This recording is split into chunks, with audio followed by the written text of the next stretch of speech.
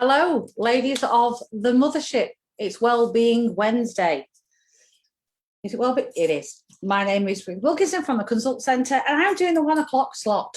And I've just been to Costa to grab myself a coffee, so all is good in the world because, frankly, I was parked. And I've had my second jab yesterday, so I can start to travel around the place, I hope. So let's see if anybody is on watching. And what am I going to do for you? I am going to do some stuff around claiming back your time. So are you the reason that your time is being stolen? And can we do some stuff about that? Hello, Ellie. Ellie's there. Ace. So I'm going to give you some top tips, really, and just talk at you for a little while, if you'll let me, about some of the things that I do to try and make myself more effective, more productive, stop myself from scanning YouTube or scrolling through Facebook, and to make sure that I can deliver on things that I've promised, but also to value my own time more. So I was watching some of the other sessions from this morning, and particularly there was one that Paula did about courage and taking courage and making time for yourself and stuff. And I suppose some of that you'll probably get across in today's session with me, is that often people steal your time because you let them, and tasks steal your time because you let them, and you don't get things done because you let things not get done, because you've let either you or somebody else steal your time. And in a weird way, that means that we end up with less time for ourselves, because the time that we are wasting is not productive time. So that's what I'm going to do. I've got a frog in my throat. So the first thing is, and God, what a reaction I got to it last time, is my trusted stopwatch. I went actually and ordered a load of these the other day, to let you know that they are £3.49 online with free postage and packing. So if you want one, that's what they are. I use this religiously. So same principle now, it's at 20 minutes, and I'm going to set that because that's how long I am asking for your time and attention. And I wouldn't for a minute want to steal more of your time than I ought to. So in this theory of cleaning up and the Great British Clean, this is about you cleaning your own attitudes toward where your time goes and what's happening with it. So there's 3 people watching, which is lovely, and I hope more people watch it on catch up. So I've set the timer. I'm against the clock. I've got 19 minutes and 32 seconds left. So people waste parts of the day, me included. And we tell ourselves that there was really a reason for that, and it wasn't our fault. And often that's probably because we've allowed that to happen. So these are some tips and techniques I use to stop that from happening.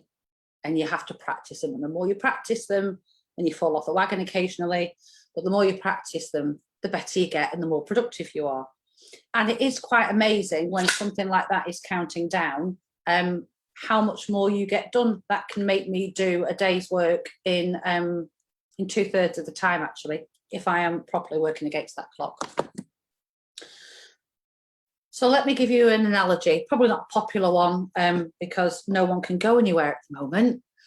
But you know, when you go on holiday, when you didn't get a chance to get stuff done yesterday or the day before, or the things that you got on your list for today, weirdly, when you're going on holiday, when you've got to be at the airport at a certain time, when you've got to make sure you've watered all the plants, when you've got to make sure that everybody knows your emergency numbers, that your keys are dropped off, that your to-do list is finished, you always seem to get it done. You don't get on the plane, do you, having not done all the essential jobs on the list.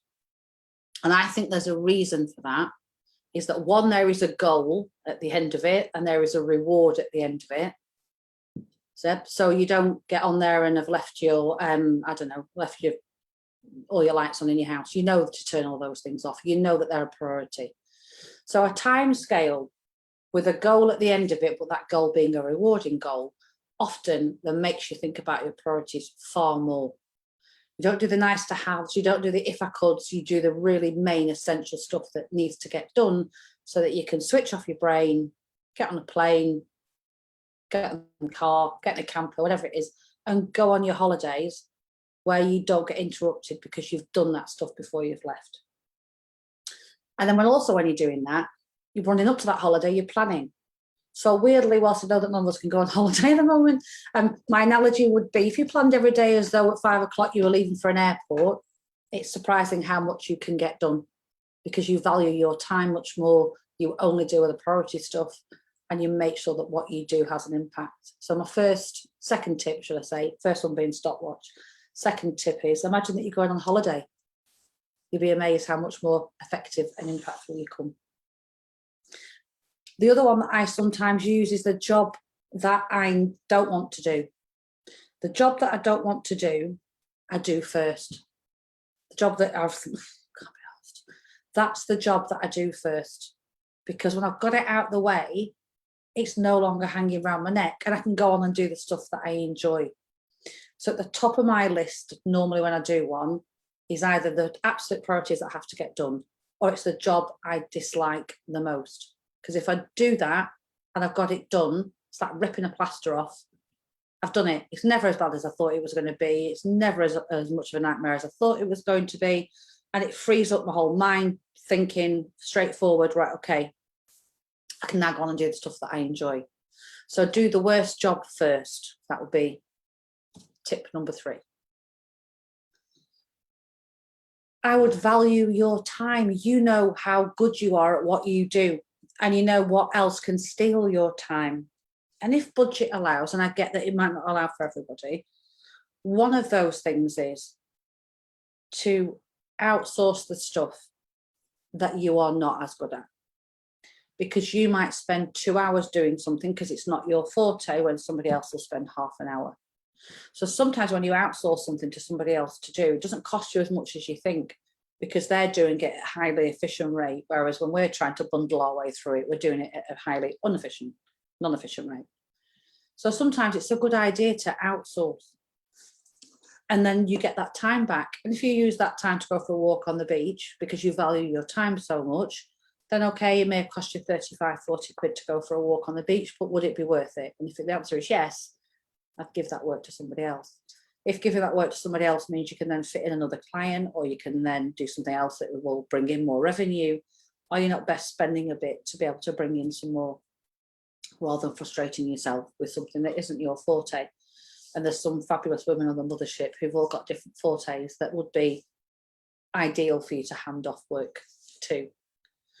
But if budget doesn't allow it, then, you know, do you or are you the mum or the auntie or the nana or the grandma of a tech whiz kid who actually, if you said to them, can you look after MailChimp, I'll give you a little bit of cash each week and I want you to send out this MailChimp and here's a YouTube video to watch how to do it.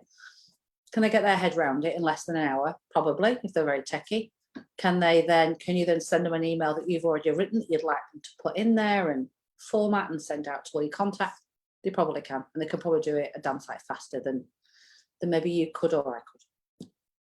So maybe sometimes that outsourcing idea doesn't necessarily have to be a paid outsource, although I would suggest professionals will do it better.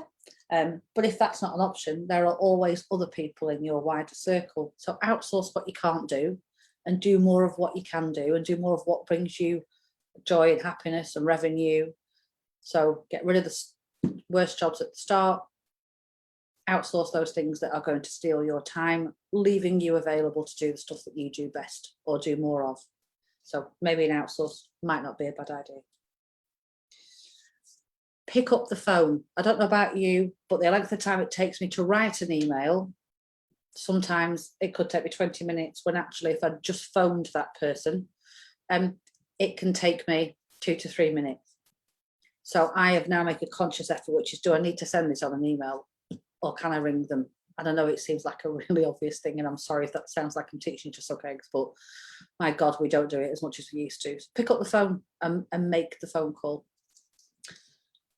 If you've got an iPhone, if you've got Facebook, you know, do you want to send a voice note instead? Do you want to sit and type something out? Or do you just want to press the record button and send a voice note? It's fast, it's more engaging. People can judge your tone better because you actually are, you know, verbalizing what you're saying and they can hear it, as opposed to leaving it to be assumed from a tone on an email. So it's someone that you're talking to quite a lot. Why are we writing out a big gigantic email? Just do a voice note. record a little video or pick up the phone. It gives you loads of time back because you're not sat typing away. The other couple of things that I do are templates. So the frequently asked questions, yes, they're on my website, and yes, people, will often get directed to them. But in the end, I used to get asked them that often that in my notes section on my Mac, you could do this in your text section on your Windows laptop or PC, whatever it is, or on your iPad or on your tablet or whatever you might use. I wrote out all the answers to my frequently asked questions, or I copied them across from the website. I'd already done them. And then every time somebody asked me something, I just copy and pasted it across, and copy and pasted it across each time. So that was one way I did it. Then I created a PDF document, and that PDF document had everything in it. So when somebody made a booking, they just got sent it routinely, or when somebody asked a question, they just got sent our frequently asked questions form, which meant that we got rid of some of the things that then stole our time because we were being proactive about it.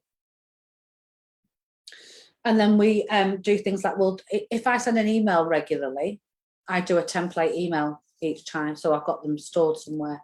So when anyone comes on one of our courses, so this afternoon, for example, I've got to send out the handouts for the MailChimp course that I've just run this morning, just on a 3-hour MailChimp course. The email that goes out to the attendees of that MailChimp course is already written. And all I'm doing is copying it, pasting it into the email, adding the distribution list and sending it.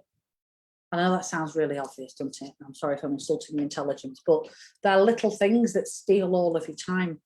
Tiny little things that drive you to distraction because people ask the same thing over and over again, or you need to send the same thing over and over again, or you find yourself answering the query and the question. Well, put it on the website, put it on a document, have a template on an email, and every time somebody requests or interacts, they get sent it automatically. Stops you having to type it each time. Maybe stop so many inquiries coming in and stealing your time. But the biggest stealer of your time is you. Do you choose to waste it? Do you choose to procrastinate and go and do that other really important job you have to do, which avoids you having to do the one you don't like? Or are you setting yourself up for a pitfall by thinking actually the job that you're about to do is not going to take you the amount of time that it ends up taking you, and therefore it steals out of the next section of the day? So if any of you use Canva, for example, there are to-do list templates on Canva that you can print off and use. There are diary calendars on Canva that you can download and use. And there are priority boxes on Canva that you can download and use. And that's exactly what I would do every day, is that the to-do list is done ready in terms of priority, worst job first, rest of them later. And then I've just printed off ready for the rest of the week. Daily planners. I know some people like the journal planners and stuff. I don't stick to them, and I can't get used to them. They're not my forte. So I just print one of those off every morning and dump my brain onto it. And if anybody else comes to ask me anything or wants me to do something, it has to go on the end. Otherwise, I don't get through the really important stuff, the job I didn't want to do that was at the start. So stopwatch, they're a great idea, or a timer on your phone. Yeah. Do you ever not get your list done when you're going on a holiday? No. Well, if that's the case, then set yourself a goal. I'm going to finish at 4 o'clock today, or I'm going to finish at 3 and go and take the kids out, or I'm actually going to get all of this done and finish at 6, and actually I'm going to have 3 hours off in the morning because I can, for example. But the goal needs to be there to drive you to that point. Reward yourself with the good stuff. Rip off the plaster and get the worst job out the way at the start of the day. Just get it out of the way. It's never as bad as you think it's going to be. Value your own time and value your own skill, and know when something is not your skill. And if it's not your skill, give it to somebody whose skill it is, and they'll do it for you, with you, and produce you a better result. Pick up the phone. Pick up the phone and ring each other rather than emailing. Maybe that might help too. One, it's engaging and it's nice. We're all working quite isolated at the moment. It's nice to be contacting other people. But also things get done faster. conversations can go that step further rather than emailing backwards and forwards, and often work gets done and finished in one call rather than in 10 emails. Some voice notes, send them. You can do them on WhatsApp, you can do them on Messenger, you can do them on Facebook Messenger. Again, that person you've rung them and not available, send them a voice note. They'll send you one back. Template your emails. So ones you send all the time, do a copy, put it out to one side, copy and paste it every time, maximizes your efficiency. Things you get asked all the time, those frequently asked questions, create a PDF, make sure they're on the website, have an email of them all ready to go, copy and paste them and send them on the way. And that way, at 3 o'clock this afternoon or at 4 o'clock this afternoon, you can take an hour off, but it's not actually, is it? You're finishing early because you got all your work done, because you valued your time. And that's it from me. And I'm 6 minutes early. So I'm now going to go and make those 6 minutes count. And what I'm going to do is I'm going to add these files or a link to these files to this post. So if you want to download the to-do list or the calendar split, then you can do that as well. So I'll send them or I'll put them inside of the group, and feel free to download them and print them and make use of them. Right, 5 minutes and 55 to go. I'm off. Set yourselves a goal, finish early, value your time, clean out all the crap that's in your head, and enjoy what you work for so hard, which is to be able to have a flexible day. See you all soon. Bye for now.